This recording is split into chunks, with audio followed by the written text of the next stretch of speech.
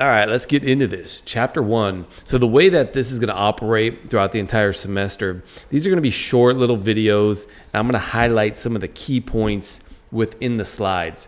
So I'm not going to go over the entire thing. I'm not going to just sit there and read slide for slide for you. That wouldn't make sense. But I am going to draw attention to different components that we're going to discuss in this chapter. So I would still recommend going through these PowerPoints and kind of reading through them as well, or watching any other videos that I've attached, right, to this chapter or any of the chapters. So just going forward, that's the way it really should operate. Okay, so as we get into this right now, like I'm already going to bypass some of this information, so we just kind of get into this here. Kinesiology as a field, right? It should be exciting to be a part of this because it involves so many aspects: exercise, fitness, physical activity, sport. There could be very hard science involved, like you have to take some chemistries and biology, and those are a lot of your prerequisite type of courses to get into this field. Okay, so I mean, kind of, it can meet you wherever you're at this field. If you're somebody who's really wants applied like fitness concepts, you can learn that within kinesiology as a whole, right? With the umbrella of kinesiology, there's a lot of kind of subcomponents too that we'll talk about during the semester. And they even mentions that in this chapter, but I'm not going to go into too much detail because there's entire chapters that's going to be later on in the semester where we dive into different jobs, different careers, that sort of thing. Okay. So first thing that is interesting, like these slides, some of these are very outdated because of how quick our industry continues to grow. Right. What I mean by that is, like, even right now, if I look up some of the stats on kinesiology and students across the country, it's closer to 35,000 kinesiology students. But you got to also understand this. Some colleges, they call it exercise science.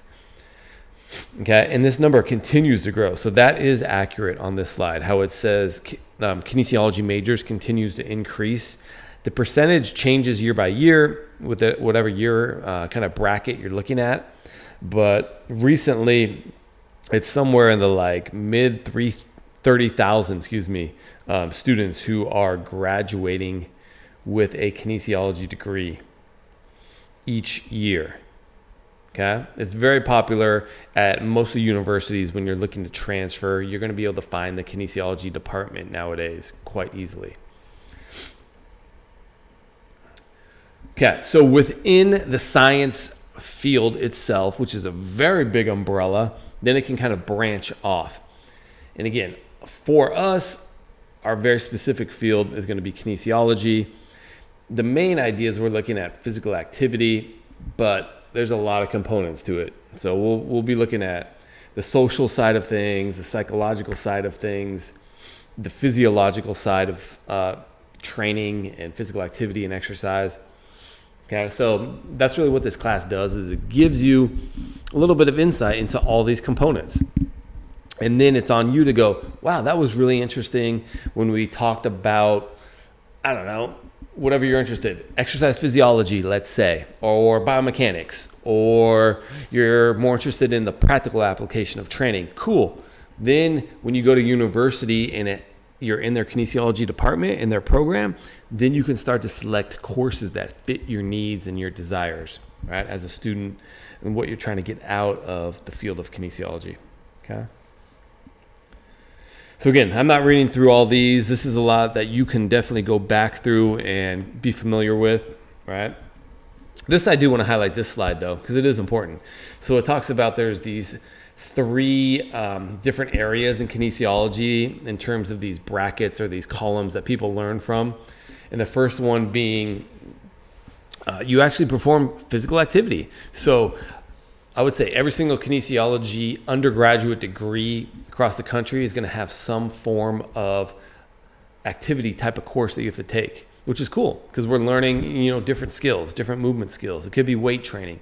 But even like when I took my undergrad degree, I was able to take like rock climbing, oh my goodness, what else? I took even kind of random, like bowling and different physical activities that I hadn't normally done before because I grew up playing all the sports for the most part, team sport, lifting weights. So I was like, well, let me try some other physical activities that fit under this umbrella of kinesiology. So that's kind of a fun aspect for sure, the physicalness of it. Obviously, you're going to be learning, a lot of the theory, a lot of concepts, but that could be very interesting as well because there's a lot of areas that branches off into. So maybe you're interested in the psychology aspect. Maybe you're interested in like the really deep like neuroscience part. Maybe you're interested in biomechanics. A lot of people are, like the way the body moves. A lot of students are interested in those kind of concepts. Okay. So you're kind of blending these learning styles together in kinesiology, right? What I'm really getting at is it's not, say, like math, English. You just sit in a classroom and just absorb information. It's not about that. You got to physically do activities. You got to learn by doing and reading and listening to professors and watching videos and right. So that's how you're really going to excel in this field, okay? Because it is physical based. So again, kind of talking about these same things. Read through them.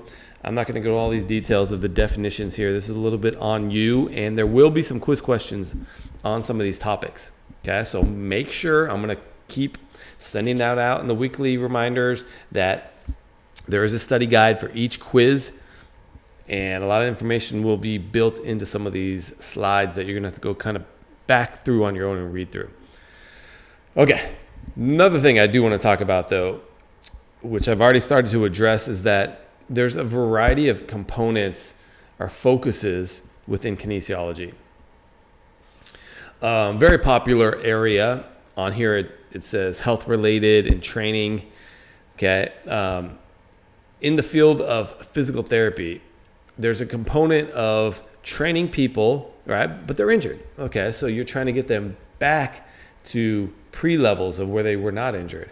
There's a health component to that too. Sometimes it is people like, say, post-stroke. They've had a heart condition. They've had a heart attack, and there's cardiac rehab. So there's a lot of interesting areas within our field of kinesiology. And again, I'm just trying to tease you with some of the information right now, okay? Because we're going to go into more detail again later on. A couple other things I'm going to finish off with is these are all short, little, diving through the information videos. I'm not trying to go spend a lot of time on this, but one thing that you do need to understand in this field is that it's really going to be on you how far you go. Okay, so you are going to need the baseline of a kinesiology degree for all the jobs that we're going to talk about during our semester, but that's the baseline. You are also probably going to need internship hours. Maybe you volunteer, maybe you get paid. There's different components really depending on what specialized area you fall in, right, under kinesiology. But it's going to be on you. How successful are you going to be? It depends how much work you put in, how much time you learn in terms of the theory. Okay, so the theory here, some of these, it says these subfields. You're going to have courses on all this type of material: exercise physiology, pedagogy, biomechanics. So you can see I'm looking on the left here. Okay, these are some of the more advanced classes too, right? Like you can get a graduate degree in these fields. Sports psychology, right? Sports management is getting very popular as well. Say like a sport agent, right? You're an agent for an NBA player. Somebody that I know personally is out here in LA. That's a fun job. His background wasn't actually in deep science of kinesiology like ours is right here. It was more like kind of the finance side of things. And then he was taking courses along the way as well to supplement it about various like sports topics and sports management topics that fall under the kinesiology umbrella. So it's kind of interesting. Anyways, look through this slide as well to understand that there are a variety of careers. There's a variety of sub-disciplines within kinesiology. You can get your bachelor's, you can get a graduate degree, you can get a PhD, okay? So you can really go on as far as you're interested in. Just so you know, say you wanted to be like a professor at a university. You're like, oh, I want to work at this university and they have a kinesiology department. Okay, you're gonna need a PhD. There's no way around it. You want to work for this sports team, you got to look it up. Most likely, you're going to need a master's degree for whatever the position is, just so you know. You'll need a doctor of physical therapy if you're a physical therapist, etc. Okay, and again, we're going to go into all that, so I don't want to overwhelm you on the first chapter. I'm just kind of teasing you with information. So look through some of these slides. It talks about some of the details of when it has dates. Also, this one doesn't in particular, but they're talking about different departments of kinesiology, which is crazy to think that there are, almost 170 departments of kinesiology that it identifies. There's just so many subdivisions is what I'm getting at. Okay, and these are some of them. Yeah, gonna keep going through. Let me look through my last notes that I wanted to give you. And right, I think we will talk about these in more detail just so you know. Okay, last thing, it was on these last couple slides. I'm gonna hash it all together here. Back in the day, kinesiology was known as just physical education at every university. So you'll go to some universities and they still have that maybe on some of the buildings, maybe in some of the way that the classes are written. But even as I was coming up, everything was changing to kinesiology, exercise science, and it got away from the idea of just physical education classes, a physical education degree, right? Because it's becoming a lot more kind of science-based. But I do want to say this, if you are interested in coaching, in pedagogy, that's kind of learning how to teach these skills, movement skills, you are still going to benefit from taking like educational classes that teach you, hey, how do you teach groups of people to learn a skill? Because that's hard, right? We just assume coaches know how to do that because, I don't know, they played baseball, they played soccer, they played football growing up. No, but that doesn't mean they learned how to teach athletes. Okay, it's very specific what we do in our field of kinesiology. Okay, in terms of trying to educate students on a variety of topics, and that's one of them as well. So I just want to bring some awareness to that. If you ever see physical education when you're looking up different universities in their kinesiology department, that's still in it, right? Those words are still there, but it's getting a lot more scientific based, just so you know. All right, the theory is becoming more and more important about knowing exercise physiology, knowing biomechanics, knowing a little neuroscience. Okay, those sort of aspects. But other topics that we will address in this class as well is a little bit connected, physical activity connected to spirituality, to emotions, to cognitive health. Very important, right? There's a lot of studies out there, fascinating studies, where even like youth, let's call it elementary school, before they go into the classroom, they are required to do some kind of physical activity, and the test scores just shoot up, like they improve is what I'm trying to say.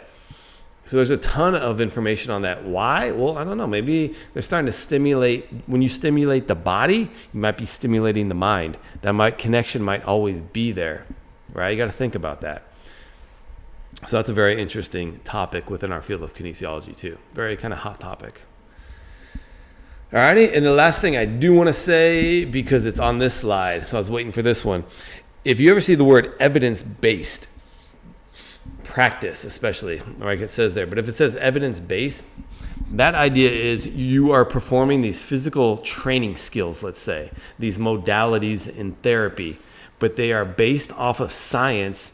You are using that to maybe push the envelope and learn about new ways to, train athletes. Heal somebody who's coming off an ACL injury. All right, you're using the evidence from the science and the research to guide you to make the right decisions with, let's say, a client or a patient or an athlete. Okay, so again, it's a very important topic that continues to come up in a little bit in Intro to Kinesiology, this course, but in the field in general, the idea of evidence-based practice. Alrighty, so again, go through these slides because I didn't read through them all. Obviously, it's on you. I just wanted to provide you with a little bit of insight on this first chapter, and we will continue to do this going forward with all the chapters in the semester. Alrighty, I'll see you in the next chapter.